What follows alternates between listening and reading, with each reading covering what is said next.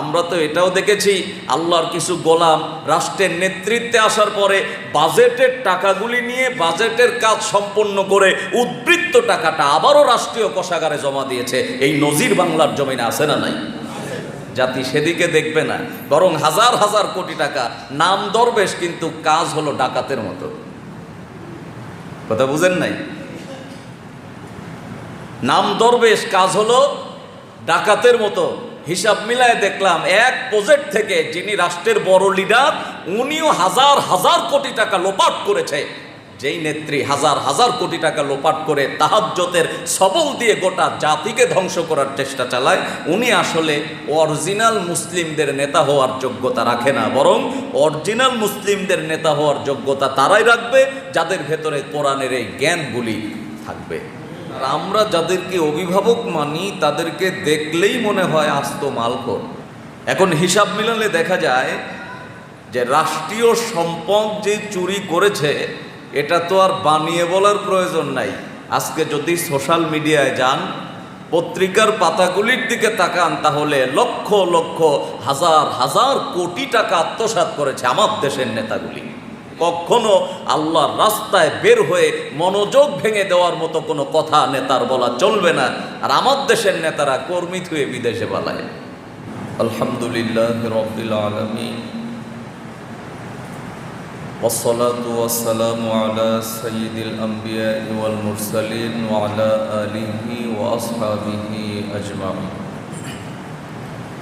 মুআজ্জাজ হাজিরিন, আলোচনার প্রারম্ভে সে মহান আল্লাহ সুবহানাহু ওয়া তাআলার দরবারে শুকরিয়া জ্ঞাপন করছি যে আল্লাহ রাব্বুল আলামিন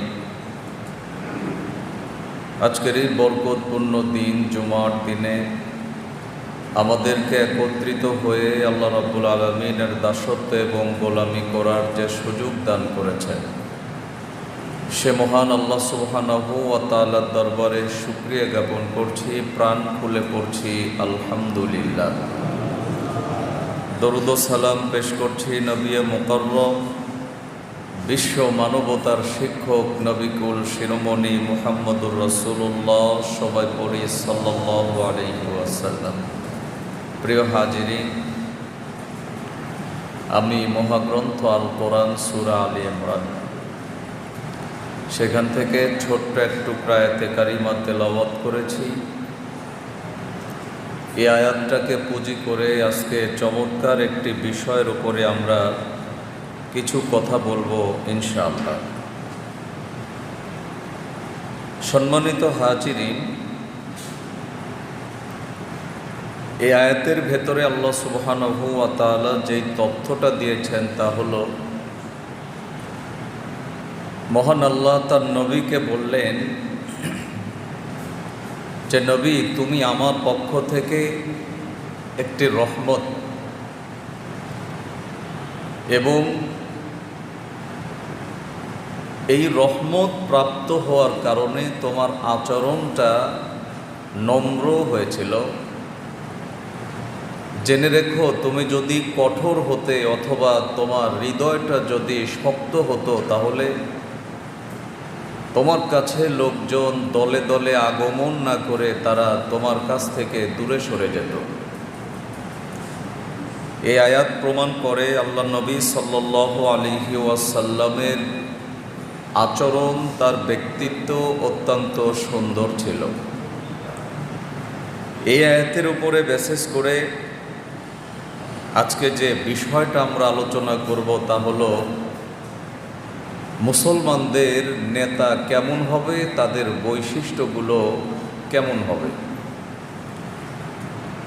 যেই বলে আয় রে সেই দিকেই যাই রে,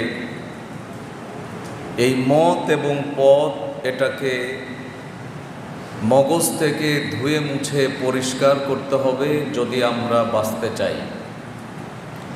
সম্মানিত বন্ধুগণ, আল্লাহ রাব্বুল আলামিন কোরআনুল কারীমের ভেতরে কোট করে বলেছেন, ইয়াউমা নাদউ কুল্লা উনাসিম বিইমামিহিম। কিয়ামতের ময়দানে আমি কাউকে একা একা ডাকবো না, বরং তাদের নেতা সহ আমি তাদেরকে ডাকবো। এখন এই কথাটা আল্লাহ পাক কেন বললেন? বলার কারণ হলো, কবরে যখন আমরা লাশগুলিকে রাখি, আমরা অনেকেই এটা জানি, না জানলেও দৃশ্যগুলি আমরা দেখি, যে সেখানে আমরা বলি মার রব্বুকা অমান দীনুকা অমান নাবিয়ুকা, বলি কি না? কে বলবে? আমরা যখন কবরে যাব, আল্লাহ তার ফেরেশতাদের মাধ্যমে আমাদের সামনে এই জবাবটা চাইবেন যে তোমার রবকে, তোমার দিন কি ছিল, তোমার নেতা কে। তো আজকে যে বিষয় খুব গুরুত্বপূর্ণ, যে কয়েকটা পয়েন্ট আমরা বলতে পারবো, যদি আমরা এটাকে লক্ষ্য করে আমাদের সামনের পথগুলিকে আমরা ভালো করার চেষ্টা করি, তাহলে আশা করা যায় আমরা কামিয়াব হতে পারব। পৃথিবীর জমিনে আমরা রাম এবং বামকে নেতা মেনেছি, কবরে যখন ফেরেশতা আমাদেরকে সওয়াল জবাব করতে গিয়ে বলবেন তোমার নেতা কে, তখন যদি বলি যে আমার নেতা অমুক, বাঁচার কোনো পথ আছে? আল্লাহ সুবহানাহু ওয়া তাআলা এই নেতাদের বৈশিষ্ট্য কি হবে কোরআনুল কারীম দিয়ে তিনি জানায় দিলেন। 1 নাম্বার, যাদেরকে তোমরা নেতা মানবে, অভিভাবক মানবে, যেটার মানদণ্ডে এটার বিচার করবে, 1 নম্বর তথ্য দিতে গিয়ে আল্লাহ পাক কোরআনুল কারীম সূরা হুজরাতের 13 নম্বর আয়াতে বললেন, সেই ব্যক্তিকে অবশ্যই তাকওয়াবান হতে হবে। কি বান হওয়া লাগবে? তাকওয়াবান। আল্লাহ রাব্বুল আলামিন বলেছেন, ইন্না আকরামাকুম ইনদাল্লাহি আতকাকুম, তোমাদের মধ্যে আল্লাহর কাছে সেই অধিক মর্যাদা সম্পন্ন যে তোমাদের মধ্যে অধিক তাকওয়া সম্পন্ন। আল্লাহ নবী সাল্লাল্লাহু আলাইহি ওয়াসাল্লামকে প্রশ্ন করা হয়েছিল, নবীজি বসে আছেন, একজন ব্যক্তি গিয়ে প্রশ্ন করছেন, ইয়া রাসূলুল্লাহ, সব থেকে সম্মানিত ব্যক্তিকে? আল্লাহ নবী সাল্লাল্লাহু আলাইহি ওয়াসাল্লাম তৎক্ষণাৎ বলে দিলেন, যার হৃদয়ে আল্লাহর ভয় সব থেকে বেশি, সেই হলো তোমাদের ভেতরে সব থেকে বেশি সম্মানিত। সুবহানাল্লাহ। তো যার ভেতরে আল্লাহর ভয় বেশি, এটা আমরা সাধারণত মানুষদের দিকে চাইলে, বলেন তো, বোঝা যায় না? বোঝা যায় না? কিভাবে বোঝা যাবে? তার চারিত্রিক বৈশিষ্ট্য আমরা দেখব, ব্যক্তিটি সলাতের সাথে আছে কিনা, ব্যক্তিটি ন্যায়নিষ্ঠাবান কিনা। আমরা তার চেহারা দেখলেই বুঝি। আর আমরা যাদেরকে অভিভাবক মানি, তাদেরকে দেখলেই মনে হয় আস্ত মালখোর। কথা ঠিক আছে না? শুনতে খারাপ লাগলেও ব্যাপারটা এমনই।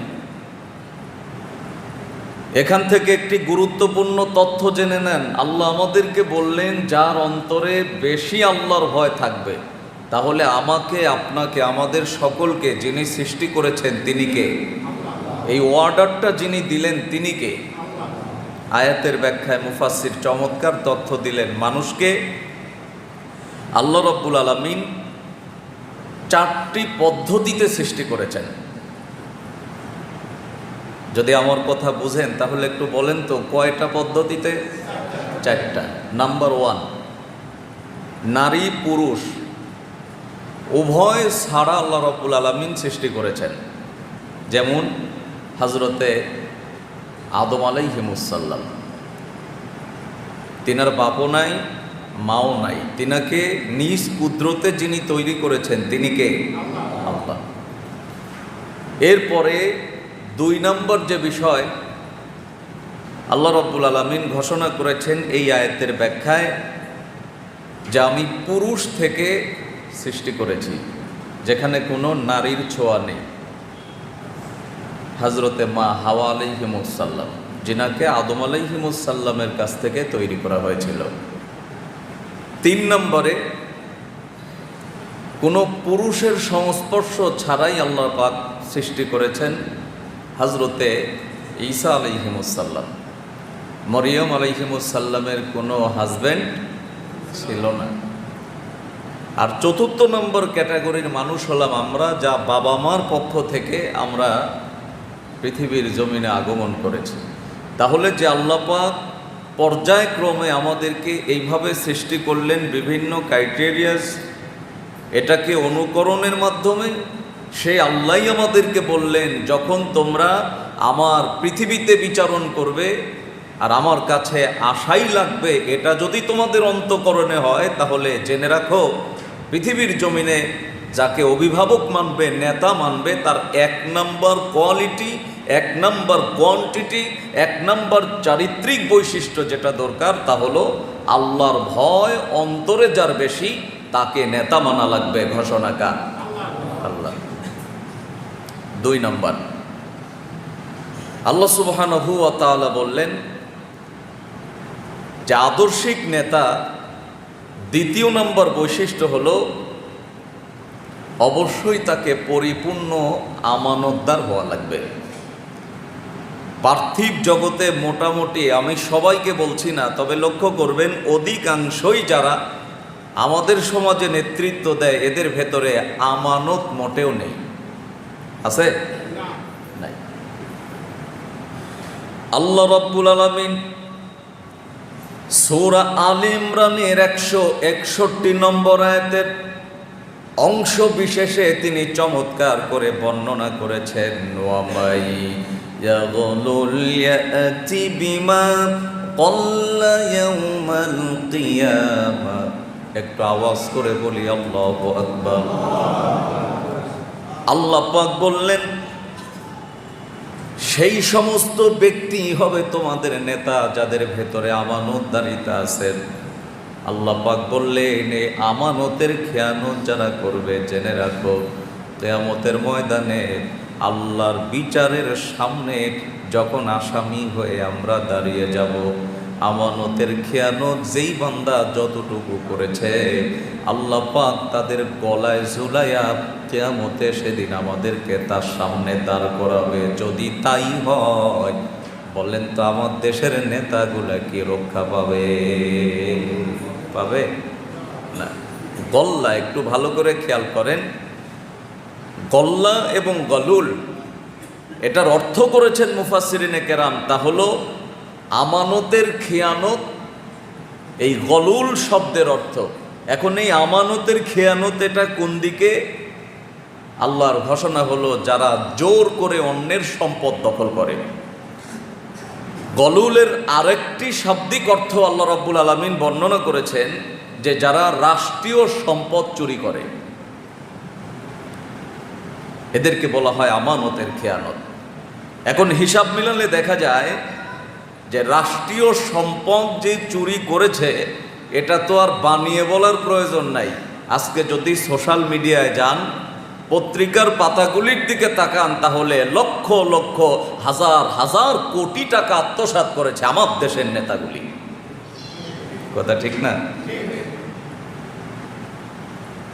এখন এই আয়াতের ব্যাখ্যায় লক্ষ্য করেন, আল্লাহ নবীর সাহাবী হযরতে আব্দুল্লাহ ইবনে আমর হাদিসটি বর্ণনা করেছেন। নবীজি সাল্লাল্লাহু আলাইহি ওয়াসাল্লামের জিনিসপত্রের দায়িত্বে ছিলেন একজন ব্যক্তি, তার নাম হলো কারারা। এর ডাক নামটা কি ছিল? কারারা। সাহাবায়ে কেরাম নবীজির সামনে আসলেন। বেশ কিছু দিন অতিবাহিত হয়ে যাওয়ার পরে আল্লাহর নবী দাঁড়িয়ে আছে, সাহাবীদের ভেতর থেকে কয়েকজন সাহাবী আসলেন, বিশ্ব নবীকে বললেন, ইয়া রাসূলুল্লাহ, কারারা শহীদ হয়ে গেছে। আল্লাহর নবী বললেন, সাহাবীরা রে, শহীদ নয়, আমি দেখলাম কারারা জাহান্নামী হয়ে গেছে। কি হয়ে গেছে? জাহান্নামী হয়ে গেছে। সাহাবীরা বললেন, নবীজি কেমনে? আল্লাহর নবী সাল্লাল্লাহু আলাইহি ওয়াসাল্লাম বর্ণনা করলেন, ওর মাল সম্পদ যেগুলি আছে সেগুলি একটু তালাশ করে দেখো। সাহাবায়ে কেরাম চলে গেলেন, কারারার জিনিসপত্রগুলি, মাল সামানাগুলি তালাশ করে দেখার প্রাক্কালে লক্ষ্য করে দেখলেন কারারা একটি জামা আত্মসাৎ করেছে। আল্লাহর নবী এই জামা আত্মসাতের কারণে এই যে খেয়ানত, কারারাকে জাহান্নামের ভেতরে দেখলেন। তিনি বর্ণনা করলেন, জামা আত্মসাতের কারণে যদি জাহান্নামী হয়, বলেন তো হাজার হাজার কোটি টাকা, লক্ষ কোটি টাকা জনগণের মেরে যারা আত্মসাৎ করে, গাড়ি বাড়ি, বিদেশেও বাড়ি, এদের অবস্থান কোথায়? কোথায়? হ্যাঁ, আল্লাহর কালাম, কোরআনের আয়াত, সূরা আলে ইমরান 161 নম্বর আয়াত। যাদের ভেতরে এই চরিত্র থাকবে, এটা যদি আমার ভেতরেও থাকে তাহলে উপায় নাই।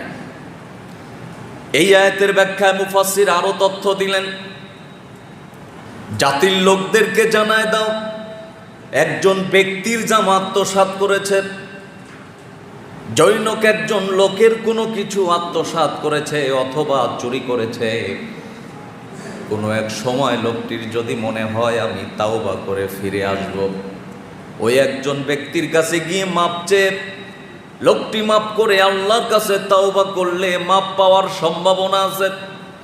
রাষ্ট্রের 1 টাকা চুরি করলে এটা তো একক সম্পদ নয়, কোটি কোটি মানুষের সম্পদ। যদি তার কোনো সময় মনে হয় তাওবা করব, যেই সময় রাষ্ট্রীয় সম্পদ চুরি করেছে, প্রত্যেকের কাছে ক্ষমা চাওয়ার কোনো পরিবেশ কি পাওয়া যাবে? পাওয়া যাবে? আপনার কাছে একজনের কাছে একজন একটা জিনিস নিয়েছে অথবা আপনাকে কষ্ট দিয়েছে, আপনার জমিন সে জোর করে নিয়েছে, এক সময় মনে হলো যে না, এটা খারাপ হয়েছে, আমাকে তাওবা করে ফিরে আসা দরকার। ব্যক্তি বিশেষের কাছে গিয়ে ক্ষমা চাইলে সে ক্ষমা করলে অবশ্য মাপ পাওয়ার সম্ভাবনা আছে। রাষ্ট্রের সম্পদ আপনি চুরি করলেন, যেখানে অজস্র মানুষের সম্পদ, এই অজস্র মানুষের মধ্যে থেকে এমনও তো মানুষ আছে যারা ক্রমান্বয়ে পৃথিবীর জমিন থেকে বিদায় নিচ্ছে, আপনি তাদের কাছ থেকে ক্ষমা কেমনে চাইবেন? ক্ষমা পাওয়ার কোনো উপায় নাই। সুতরাং আল্লাহ পাক বললেন যে নেতা নির্ধারণ করতে হলে, অভিভাবক মানতে হলে তাদেরকে অভিভাবক মানা লাগবে যাদের ভেতরে 100% আমানতদারিতা আছে। কথা কি বোঝা যায়?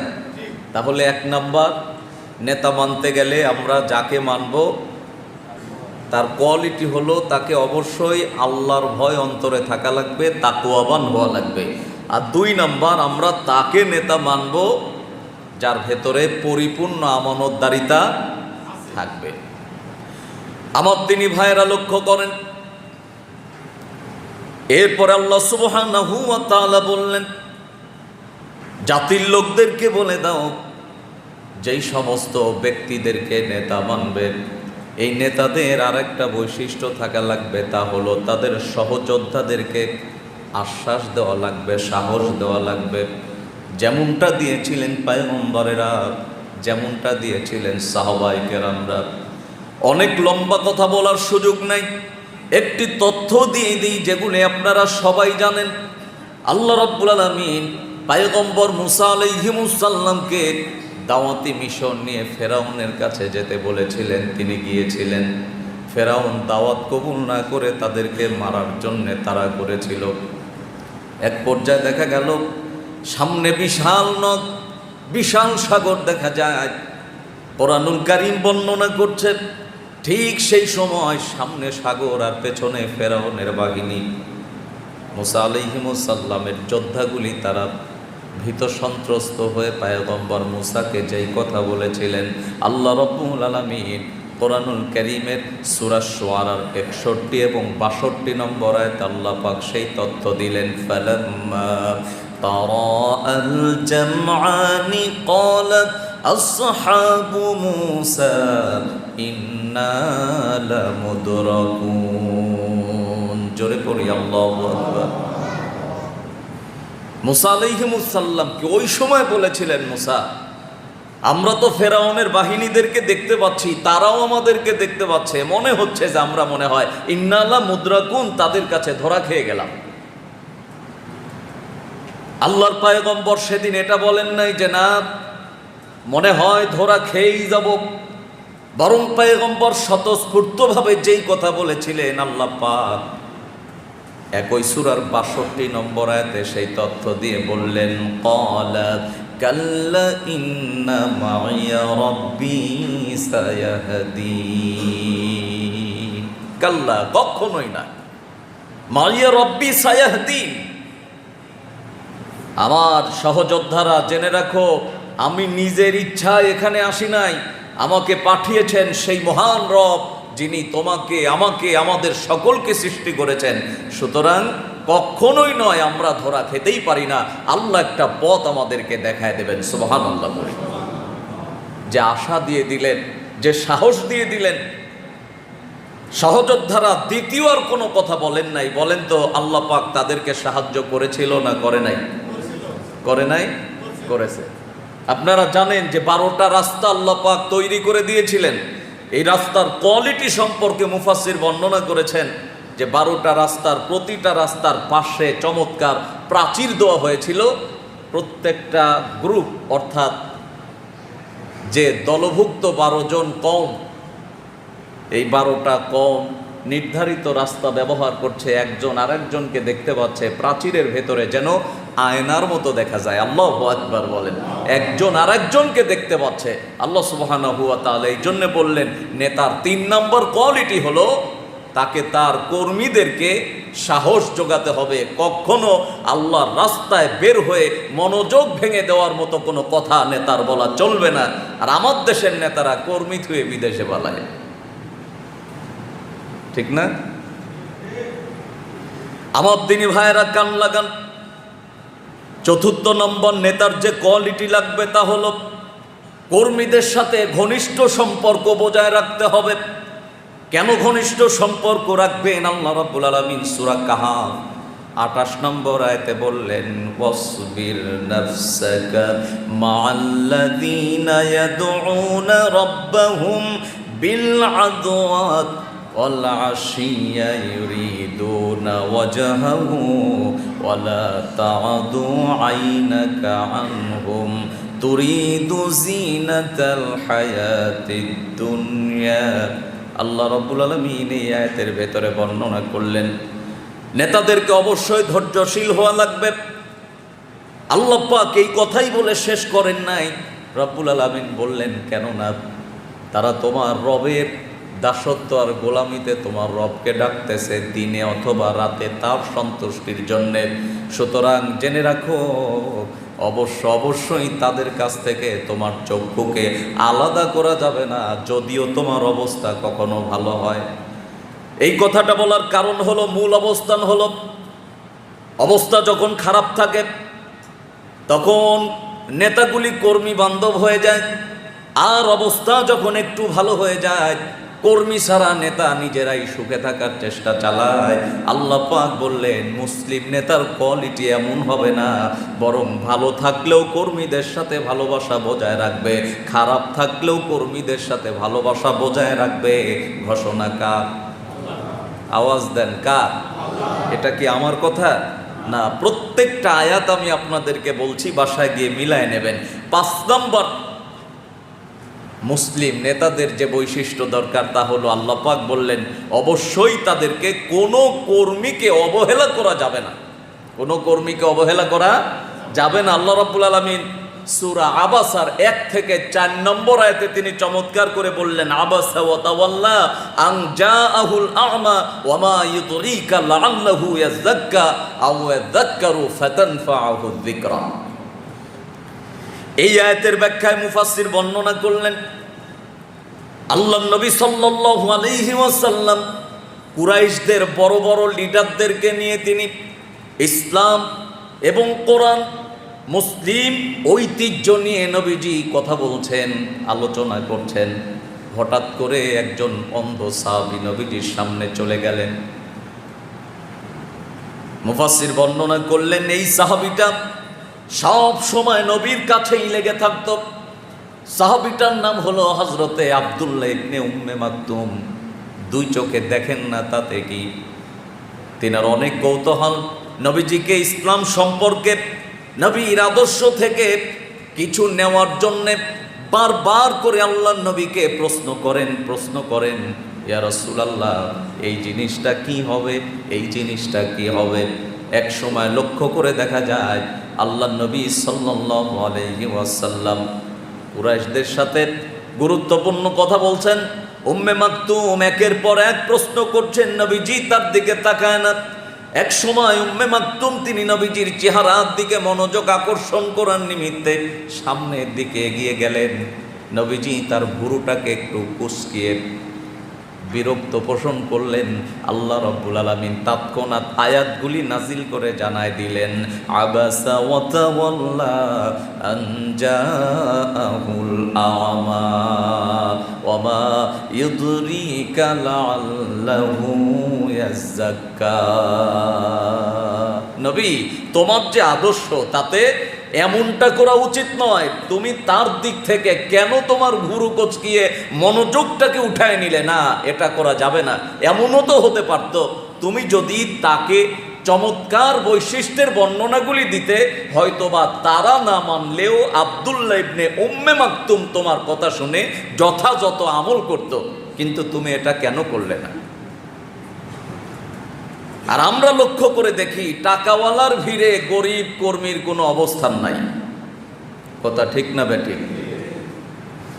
আল্লাহ রাব্বুল আলামিন কথাগুলি এমনি বলেন নাই। বলার কারণ হলো আল্লাহ সুবহানাহু ওয়া তাআলা প্রত্যেকটা কারণ এবং প্রত্যেকটা বিশেষ প্রয়োজনে নবীজির যেখানে যেটা প্রয়োজন সেখানে সেটা দিয়েছেন। আমি একজন আদর্শবান নেতা হতে গেলে আমি কোনো বাবার চরিত্র দেখে নেতা হতে চাই না। আমি একজন আদর্শবান নেতা হতে গেলে আমি কারো ঐতিহ্য পরে নেতা হতে পারি না। আমাকে যেই জিনিসটা ফলো করা লাগবে তার নাম হলো মহাগ্রন্থ আল কোরআন। কথা কন ঠিক না ঠিক? এমন কিছু নাই যে আল্লাহ পাক কোরআনুল কারীমের ভেতরে দেন না। এজন্যে আদর্শ নেতৃত্ব যদি আমরা খুঁজে পেতে চাই, নিঃসন্দেহে আমাদেরকে আল্লাহর গোলামদের সংস্পর্শেই যাওয়া লাগবে, যাদের ভেতরে আমানতদারিতা আছে, যাদের ভেতরে আল্লাহর ভয় আছে, যাদের ভেতরে নীতি নৈতিকতা আছে, যারা কর্মী বান্ধব, যারা কর্মীদের ভালো অবস্থায়ও থাকে খারাপ অবস্থায়ও থাকে, যারা কর্মীদের কাছ থেকে কোনো সময় নিজের চক্ষুটাকে অবনমিত করে না, অন্যদিকে করে না, বরং সবাইকে সমানভাবে উপলব্ধি করে।